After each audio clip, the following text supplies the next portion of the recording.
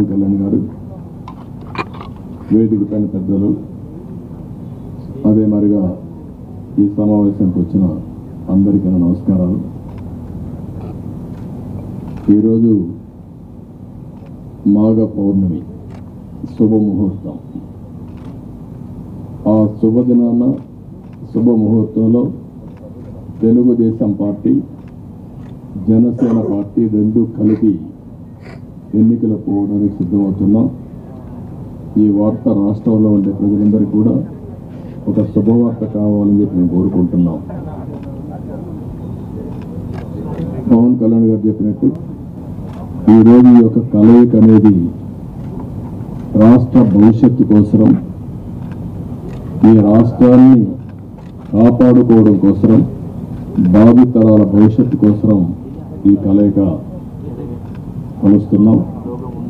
అదే మరిగా ఈ కలయికలో భాగంగా ఇద్దరం కలిసి చాలాసార్లు మాట్లాడుకున్నాం. పార్టీ నాయకులు కూడా మాట్లాడుకున్నాం. అన్నీ మాట్లాడిన తర్వాత 175 సీట్లలో 24 సీట్లు జనసేన పోటీ చేస్తుంది. 3 పార్లమెంటు జనసేన పోటీ చేస్తారు. మిగిలిన సీట్లలో తెలుగుదేశం పార్టీ ఉంది.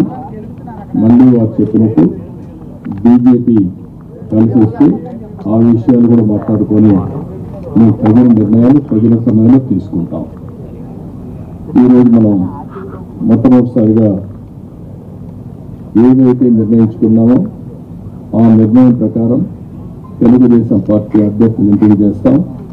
అదే మాదిరిగా జనసేన అభ్యర్థుల్ని పవన్ కళ్యాణ్ గారు ఎంపిక చేస్తారు. అన్ని ఏరియాల్లో ప్రతి ఒక్కరికి ఒకటే విజ్ఞప్తి చేస్తున్నాం. ముహూర్తం కాబట్టి ముందు మేము క్యాండిడేట్స్ రిలీజ్ చేసిన తర్వాత మళ్ళా మిగిలిన డీటెయిల్స్ అని మాట్లాడతాం. ఇది తెలుగుదేశం పార్టీ అభ్యర్థుల జాబితా. మొదటి విడతగా ఒక 94 సీట్లు మీకు రిలీజ్ చేస్తున్నాం. ఇది మీకు పంపిస్తాను. మీ అందరూ డిస్ట్రిబ్యూట్ చేసిన తర్వాత నేను మాట్లాడతాను. ఇప్పుడు పవన్ కళ్యాణ్ గారు మాట్లాడతాను.